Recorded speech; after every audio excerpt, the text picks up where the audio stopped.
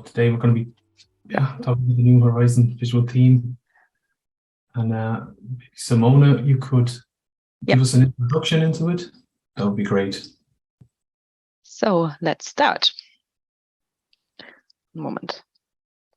So welcome to our session about a new Horizon visual theme. In this session, we will talk about. Sorry, it's not moving. Okay. We will talk about the qualities of enterprise design. So what do we need to cater from visual design side before we implement it? We will give you insights in the visual design system, how it's built, what we have to consider, and also how we deal with feedback. So what are the qualities of enterprise design beyond the visual design themes? With an SAP, we have UX consistency product standards. Those product standards ensure that we are visually aligned, also in the action-wise. So for example, we have a product standard about colors, where we ensure that the products apply the same specific theme colors for the user interface, also like backgrounds, the shell, controls, charts. We have a typography standard where we ensure that we all use the 72 and that we have fallbacks in place for those scenarios where the 72 can't be applied, like for example, Chinese. We have a standard about iconography, where we talk about the icon style and the grid system behind icons. The colleagues will show you later what this means. We have a product standard about action placement, about the terminology that's used, and also, for example, the shell, like what's the action placement, how does the navigation work, and so on. When we design, we have to, so our goal is that we cater for everyone without compromises. So for example, for those colleagues who are colorblind or visually impaired. So all our designs are based on the VCHG 2.2 working draft. So everything that's therein, we try to consider visually.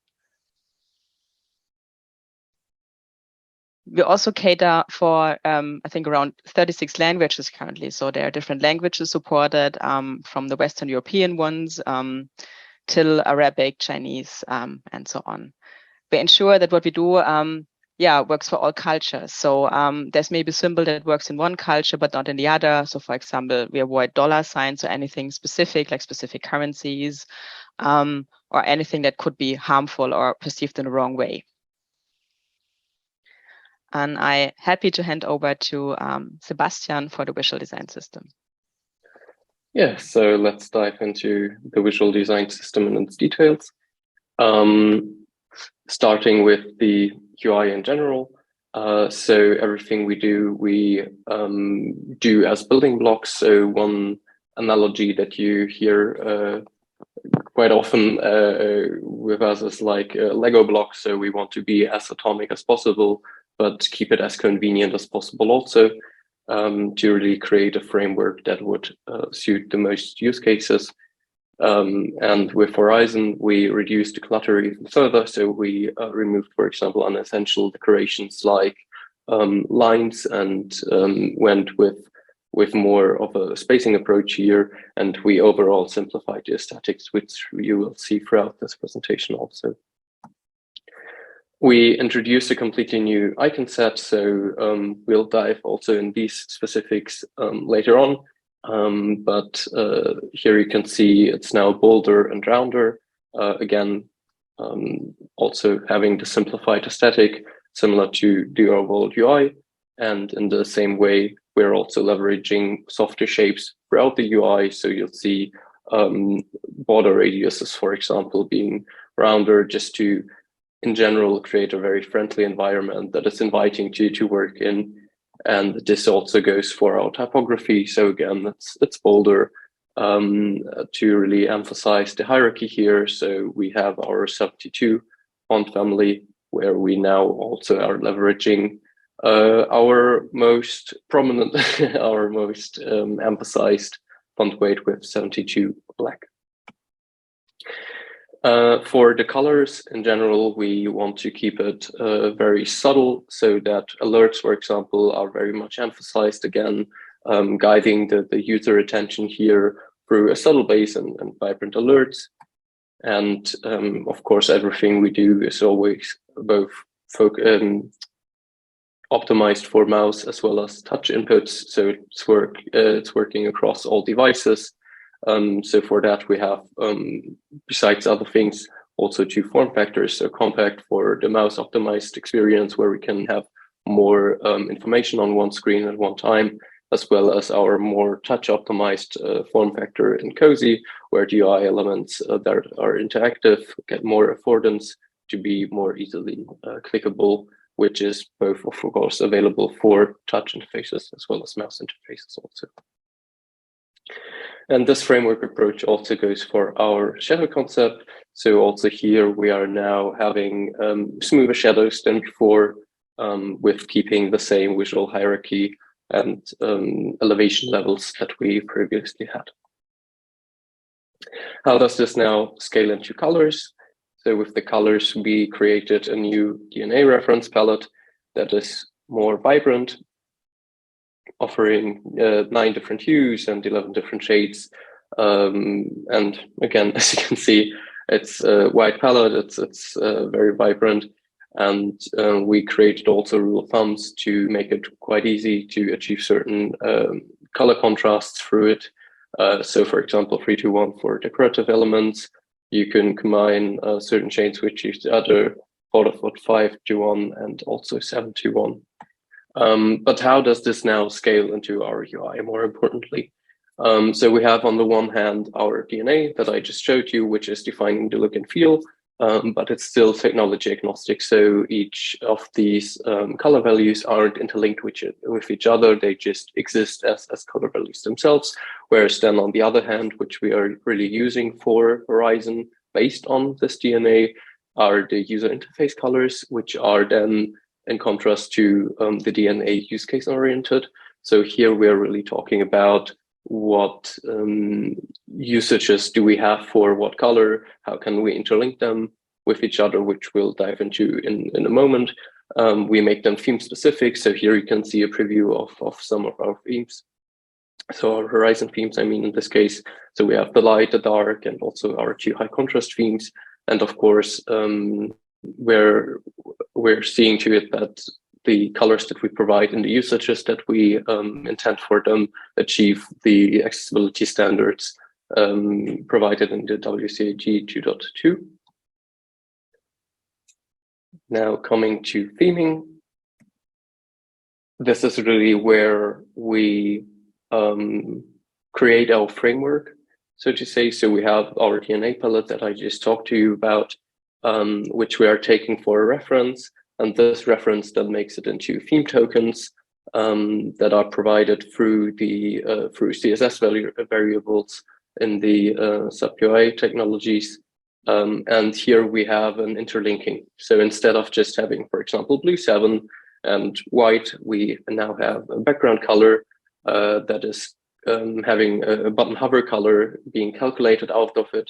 And for example, then white being linked to the button text, which then results in, as you can see on the right side, UI that is semantically linked through theme tokens. We provide 4 themes, as I mentioned. So we have our light theme, Morning Horizon.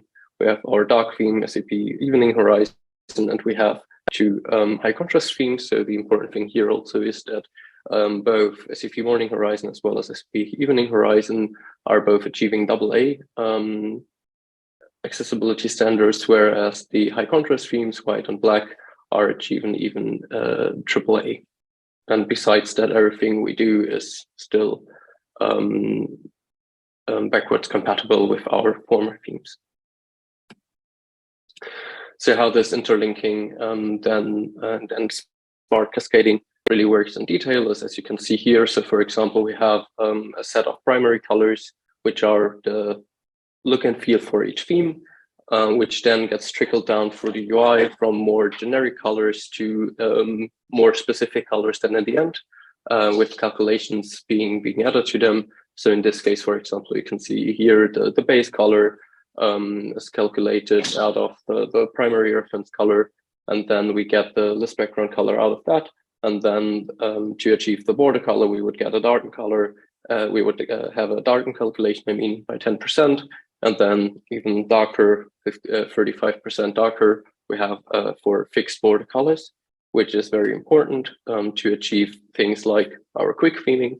So we delivered the UI theme designer as a tool where you can easily change the aesthetics of the UI, especially important for example, adapting your branding to it, or also things like if you want to just have different flavors in there, so to say.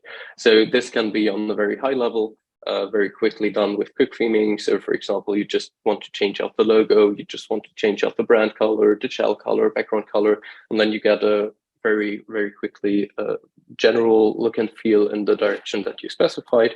Or you can go into even more details, so you can really go into the nitty-gritty of each design token here, theme token, and either, for example, change a high level one that would then get cascaded down again with these calculations. Then, for example, as I showed you, if you change now white to red, then you could get a darkened red and then an even darker red in this case, or like really individual theme parameters where you can do all sorts of things. So this also goes to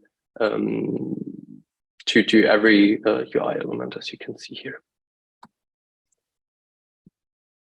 Handing over to Janina to talk about our typography.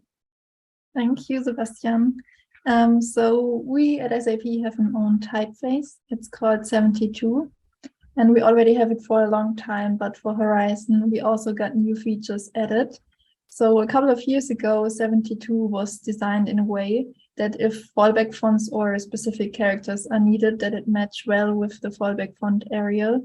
And then with 72, we had a deeper look at the spacing and accessibility, so that we can, on the one hand, get more letters in and it still looks delightful, and on the other hand, that all letters are fully accessible.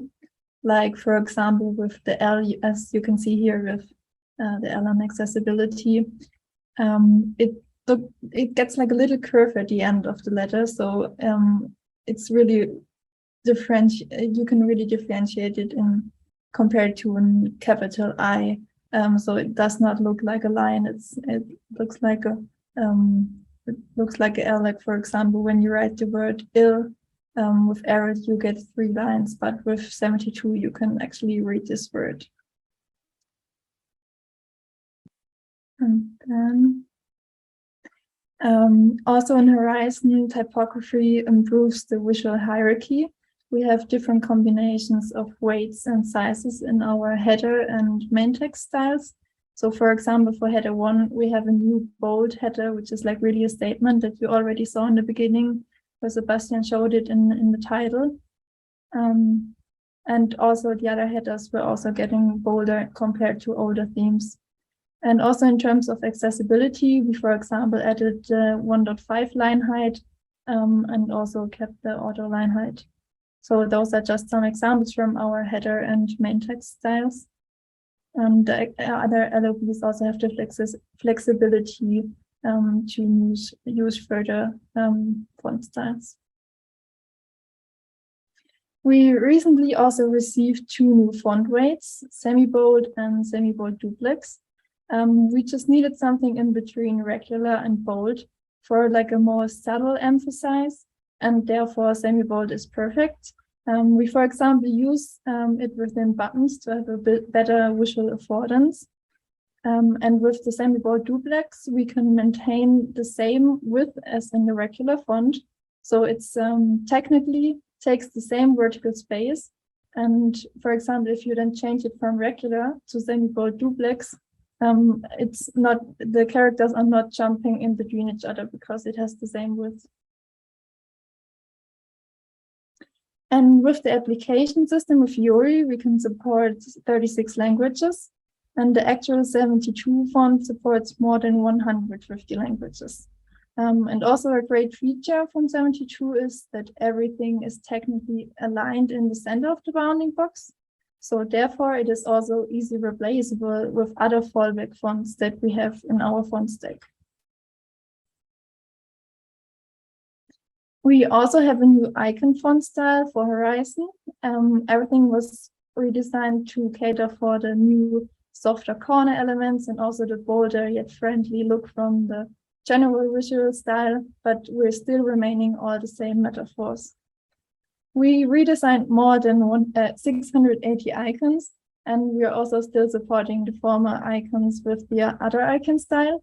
And for example, for Horizon, the thickness of the strokes were increased to have like a more stronger appearance. And also since the icons are scalable because it's an icon font, also manual hinting was done for the different sizes. And as the corners were more rounded compared to the former styles, the 16-pixel grid size was also adjusted to easily create icons on your own with the new icon look and feel. And this is built out of easy shapes like a rectangle and a circle and so on, to have it as a starting point to create the icons. Of course, also the illustrations were reworked in the new illustration style. With that, we want to show like a little snapshot of a larger scene with like storytelling metaphors. We've included two illustration styles. The illustrative one is, as you can see here, with the tent. But we also have a more simple style, which is reduced to the minimum elements to still bring this message across, but without having the scene around it. An illustration is built out of foreground elements and background elements. And the foreground elements, we choose like a more vibrant color scheme, like a vibrant orange and turquoise. And for the background, so in this case, like the scenery and an environment around it, they're more in like a neutral and subtle colors. We have 4 different sizes to choose from. So as you can see here, as the size is getting smaller, you can still see the foreground elements. So in this case, the bell, but the background and the story around it is like slowly disappearing. So for the size XS, you can see the bell, which in this case would stand for like a notification. And for the larger scenes or the size L, you get to see a house in the background and a little bird, just to have it more in like a storytelling metaphor. We have also designed more than 150 illustrations, and they currently serve 28 use cases within our UI. So those were some insights in the design system. Now I will hand over to Jerry. Great, thanks very much. During the whole process of creating all of the designs, in collaboration, by the way, with all of our product teams and across SAP, we also wanted to ensure that it's possible that we get feedback and that we can iterate based on that. So if we look at where we started and where we ended up, we created together as a kind of a virtual team, including designers across the different lines of businesses of SAP, where we created kind of an alpha design, a draft, where we did explorations. And from that point, I think it was a very, very short time that we had between creating these alpha designs to, oh, okay, we have to get this straight away implemented as fast as possible to get feedback and as well. We did a very, very short first draft. Not a lot of changes were really possible across when you're thinking about across a framework, not just of products, but the different technologies that SAP has. We basically, there was a lot of recolorization and style updates where we could do it to give us at least the initial impression what we wanted to achieve. And from there, we were able to do a longer planning as well and use this to get a lot of feedback. And based on the feedback, we were able to do a lot of good iterations on the target to create a target design that could really be like a beta design and then go for the general availability. So the whole it was a lot of consolidated feedback. From there as well, some of the feedback that we got, okay, there should be clearer distinction between the editable and the read-only controls, because in the beginning, a lot of it was how do we emphasize the content containers, the grouping, things like that. And there was a lot of differentiations within the visualizations of input fields and how we visualize read-only. And I think we had to then really think about this, how we could remove make our clearer visual difference between the editable and the read-only. We introduced then a dashed line for this read-only, because in some respects we have you can have a read-only design, but still needs to be differentiated to this normal displayed text on the UI, where in some product use cases it has to be understood when something is not possible to be read-only and what the length of the field is.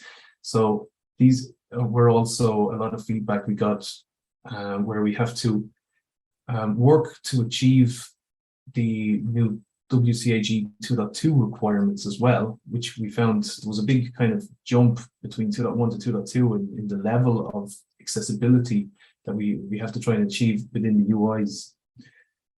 So other things like the ideas at the beginning were to really simplify buttons and just create it with some bold texts. But of course, it's good to get that feedback to understand, hey, the user is demanding a clearer distinction between text buttons and UI texts, for instance, to the table column headers. So it's just, I think it's nice to give a transparent preview of our process here and how we thought. We ended up going back to a more blue type of button color to really differentiate between those things as well. And then we have things like page titles. In our initial designs, all of the page titles were very large and much more bold, using the new 72 black. And it was intended as an additional brand recognition kind of enhancement to within the product design.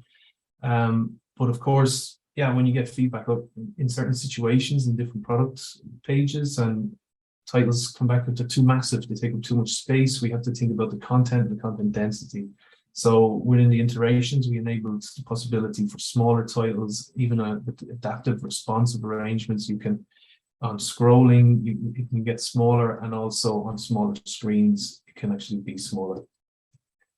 So within WCAG 2.2, there's a lot more updates in regards to focus visualizations as well. And this is something we had to try and take into account.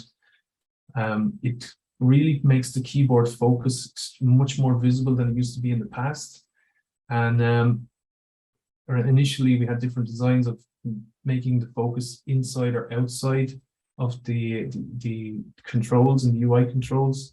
When you're putting controls in different types of arrangements, we have a lot of things to consider there. So we had maybe some issues with some cutoffs and things like that. And these are a lot of teething problems when you have a design that is so vast along different products. So we had to really look at individual specifications in some cases for different controls in order to meet this requirement, and to really enhance the not just the aesthetic, but how the user interacts with using this. It's much more visual now. And we're still working on this as well, and still getting feedback and still iterating. General control feedback overall, that's things like, I think we had introduced simple colors, tried to introduce more colors within the UI and controls, things even like mandatory stars and stuff, where they should stand out as they did in former themes. So we try out something and end up going back. Some controls like switches and sliders as well, they were given this opinion that they looked a little bit outdated, and what could we do to enhance those things. So the introduction of icons and some shadows as well was tested out, and also things like accessibility improvements on things like these progress indicators, so that the fully accessible labelings and understanding the value states or the different states, not just like, for instance, rating indicators with two colors to understand active and non-active, which one is rated, but using sizes and things like that to to really make a more inclusive design. We also introduced things like shadows as a kind of a testing thing from our alpha design, and we ran into a lot of issues with this because it's no problem to introduce shadows across a selection of controls, but when you start putting them into layouts and things like that, you start getting some issues when it comes to different types of layouts. So a lot of that is something we made a lot of small tweaks on, adjustments to fixing this, and we're still looking for feedback on some of this design and are still iterating in some cases there. But the whole process was that we could try and introduce a new design, and also it was one where we could say the user could turn on this design and actually give feedback. So to a selection of customers were able to do this. It's also the first a chance that we were able to extend. We have a repository which is open source. Actually, it's a theming-based content, and all of the theme parameters we were able to introduce and basically extend that. So much more customization can be done on it, and also it's much easier for different technologies to consume this. All of the different colors, the things like metrics, the border radiuses, the shadows, all of these things it's no problem then that we can take themes and apply them and we're really happy that Fundamentals has applied this system of CSS variables as well. We have it across UI5 and the web components, and also the legacy technologies as well. So it enables us as a design team first visually to make alignments, but then to go forward as well and really look at making a consistent user experience as well, so that no matter what the technology, that those interaction patterns should be aligned as well. So these are some resource links we've here as well, so that you can get access to that within even the Fiori guidelines. You can see information about theming, the theme colors, and the theme-based content as well. And thank you very much as well to my fellow colleagues for the present thing so far as well.